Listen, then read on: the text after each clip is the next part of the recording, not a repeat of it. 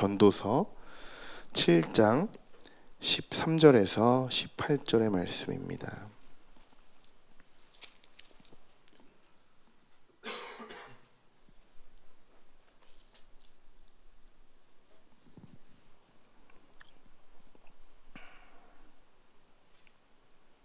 네, 우리 찾으셨으면 우리 13절에서 18절까지의 말씀 우리 한 목소리로 읽어보겠습니다.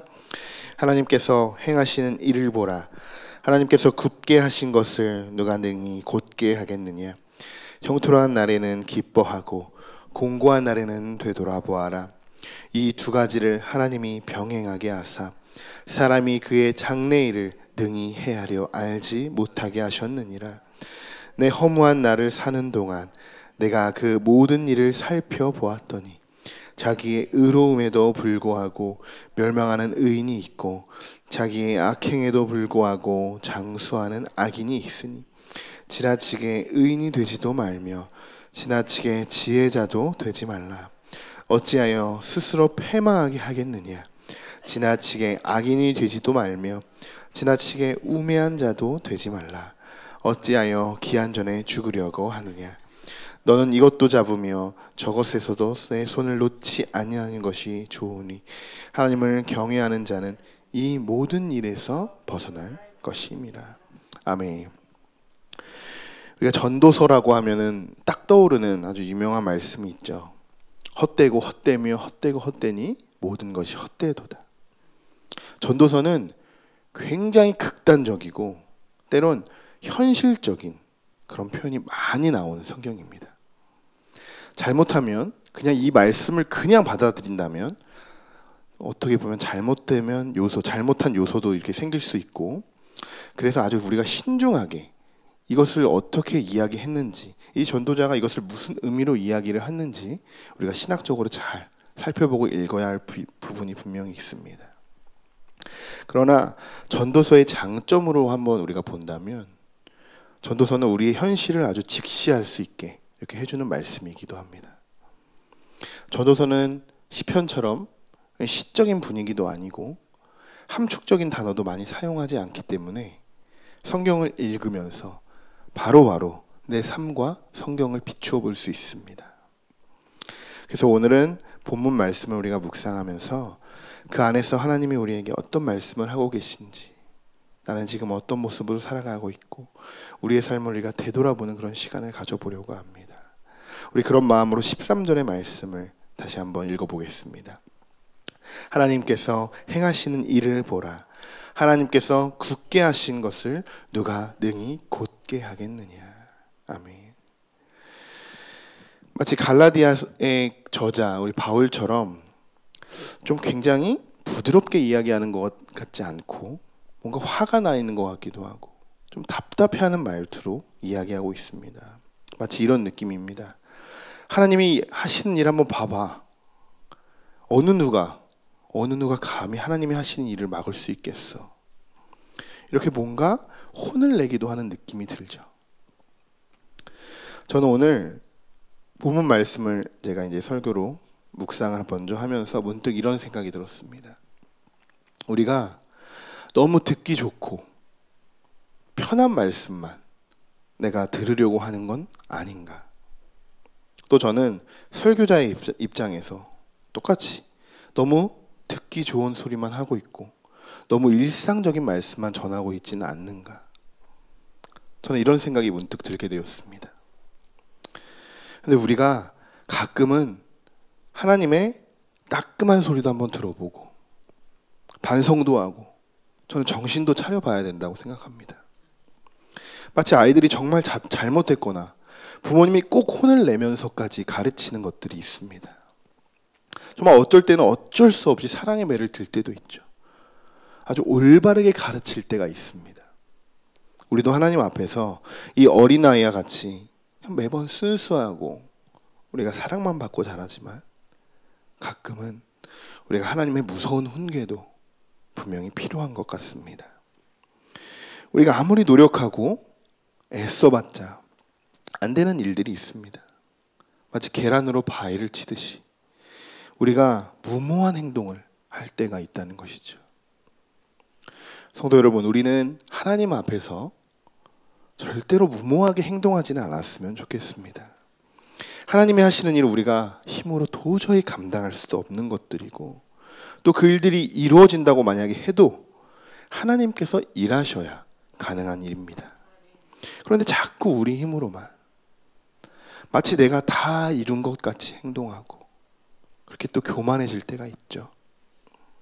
이럴 때 하나님의 따끔한 경고와 이 훈계가 또 교훈이 필요한 것입니다.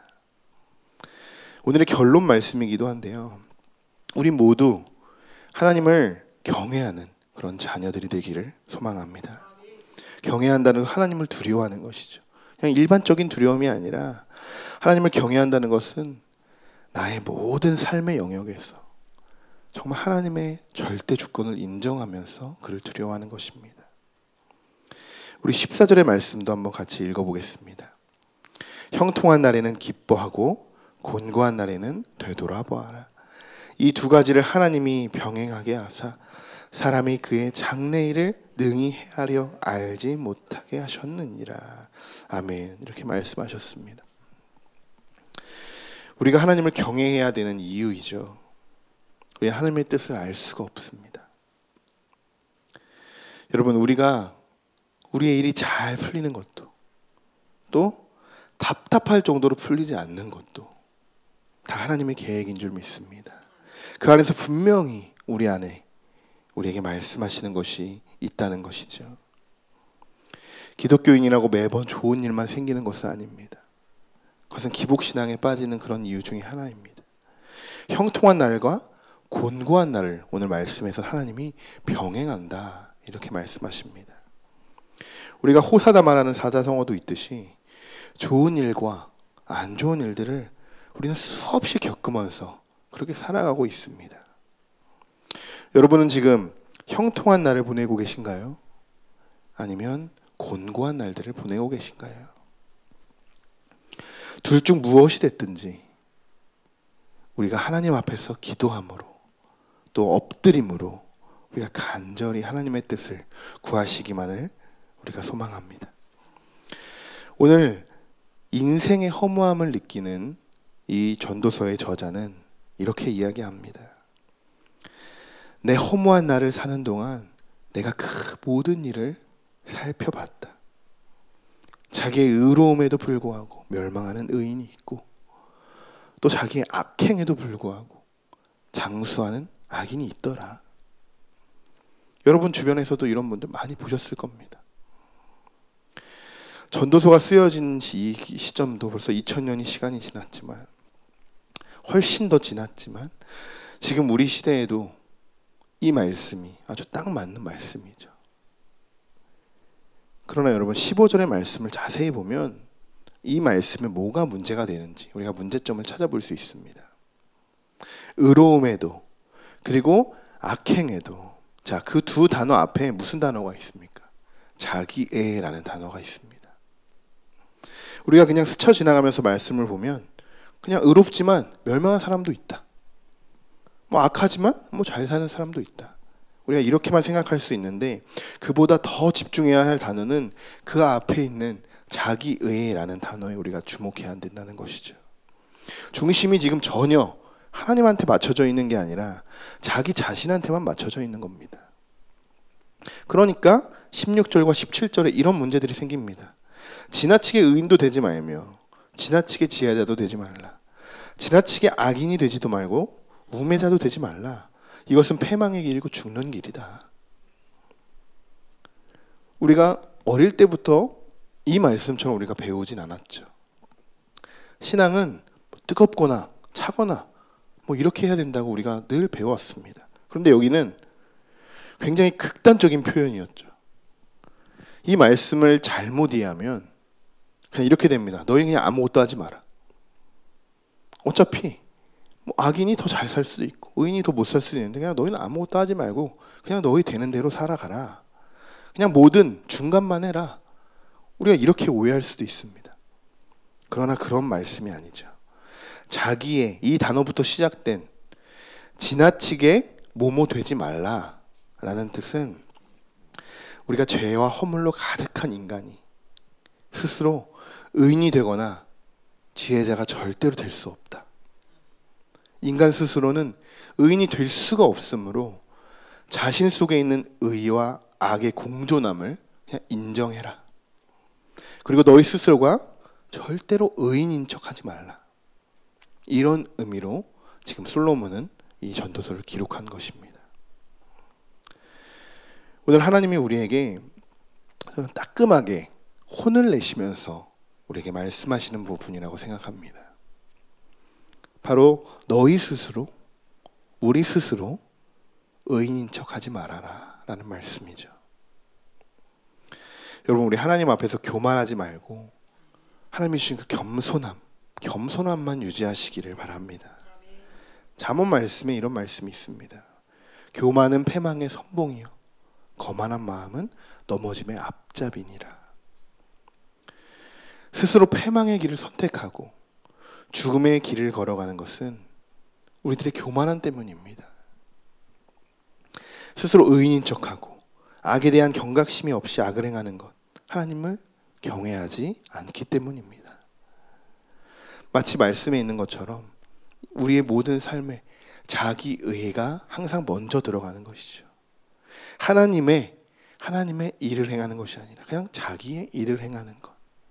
이것이 바로 우리가 패망의 길을 선택하는 것이 아닐까 싶습니다. 마지막으로 오늘 여러분에게 권면의 말씀을 드립니다. 오늘 16절과 17절에 나오는 이 극단적인 삶의 자리에서 벗어나는 길은 하나님을 경외하는 방법밖에 없다라는 것을 꼭 기억하시길 바랍니다. 하나님을 경외하는 자는 이 모든 일에서 벗어날 것임이라 이렇게 쓰여 있습니다.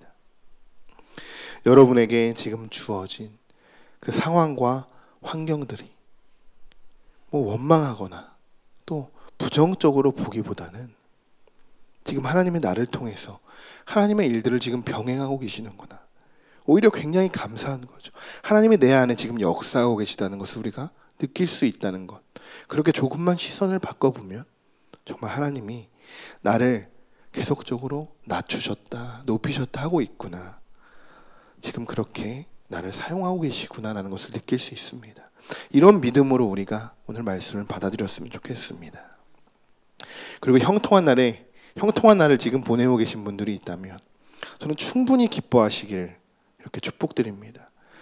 우리가 생각보다 형통한 날이 있을 것, 정말 기뻐한 날이 있을 때 사실 그렇게 정말 그 기쁨을 다 표현할 수 없습니다.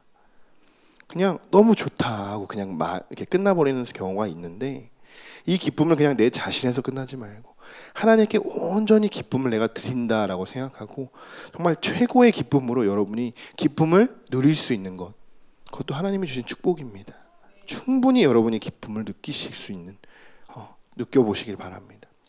그리고 곤고한 날을 이렇게 지금 보내고 계신 분들이 있다. 그러면 우리가 그냥 지나치게 또 악인이 되지도 말고 지나치게 또 원망하지도 말고 그럴 필요가 전혀 없죠. 우리는 그 안에서 왜 하나님이 이렇게 나에게 병행하고 계시는지 하나님의 뜻을 찾으시고 다시 형통한 날을 보낼 그날을 우리가 다시 기도하고 우리가 찾는 여러분이 되시길 바랍니다. 이 모든 일을 하나님이 계획하시고 계시다는 것을, 모든 일을 하나님이 일하고 계신다는 것을 여러분 마음속에 항상 품고 하나님만을 경외하며 겸손함으로 나아가시는 우리 성도 여러분 되시기를 소망합니다. 기도하겠습니다. 형통한 날에는 기뻐하고 공고한 날에는 되돌아보아라. 이 두 가지를 하나님이 병행하게 하사 사람이 그의 장래일을 능히 헤아려 알지 못하게 하셨느니라. 아멘. 우리의 방식대로 이 세상을 살아간다면 언젠가는 이 솔로몬처럼 허무한 삶을 우리가 살아가는 것을 깨닫게 될 때가 찾아올 것입니다. 이것저것 노력을 해봐도 아무것도 의미가 없다고 느껴질 때 우리 자신의 모습을 돌아보게 하시고 내가 지금 하나님 앞에 어떤 마음 자세로 서 있는지, 내가 얼마나 지금 하나님을 경외하고 있었는지 우리 스스로 깨달을 수 있도록 하나님께서 지혜 주시옵소서. 또 우리 스스로 의인인 척하지 않게 하시고 겸손한 마음을 주셔서 오늘 하루도 승리하는 삶 살 수 있도록 인도하여 주시옵소서. 오늘 주신 말씀 감사함으로 우리 마음에 새기며 예수 그리스도의 이름으로 기도드립니다. 아멘.